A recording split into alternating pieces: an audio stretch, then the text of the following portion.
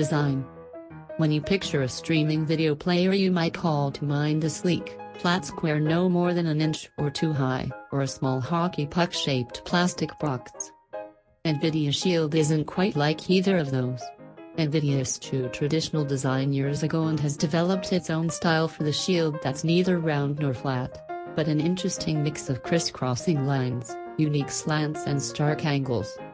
The headline feature here is that the 2017 Shield is 40% smaller than before, bringing it from about 20 cm, 8 inches, wide down to about 13 cm, 5 inches. It's able to shed some plastic by dropping the micro SD card slot that used to hang out on the back and retail in only one hard drive size minus 16 GB. Of course, Nvidia tells us that the 500 GB version of the Shield will still be available at the old 2015 version size, too, but it will cost a bit more and be called the Nvidia Shield Pro. Check out our original Nvidia Shield review for an overview of the hardware. So what ports are left? Spin it around and you'll still find Gigabit Ethernet, HDMI 2.0A and 2 USB 3.0 ports. Although the box is compatible with 802.11 acres Wi-Fi, your best bet for consistent 4K video streaming or GeForce Now gaming is going to be running an Ethernet cable directly from your router into the box.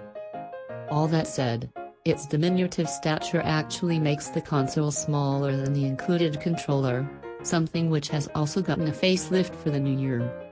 The 2017 Shield TV controller is less bulky than its predecessor and much more angular. The surface of the controller is covered in a triangle pattern that, in some ways, makes the controller easier to hold in your hand.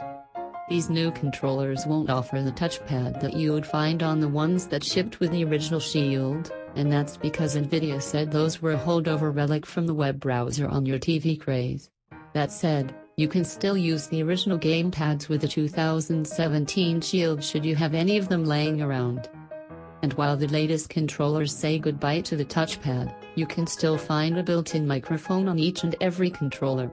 That's used, among other reasons, to activate Google Assistant, a Siri equivalent built for Android devices, which we'll touch on soon.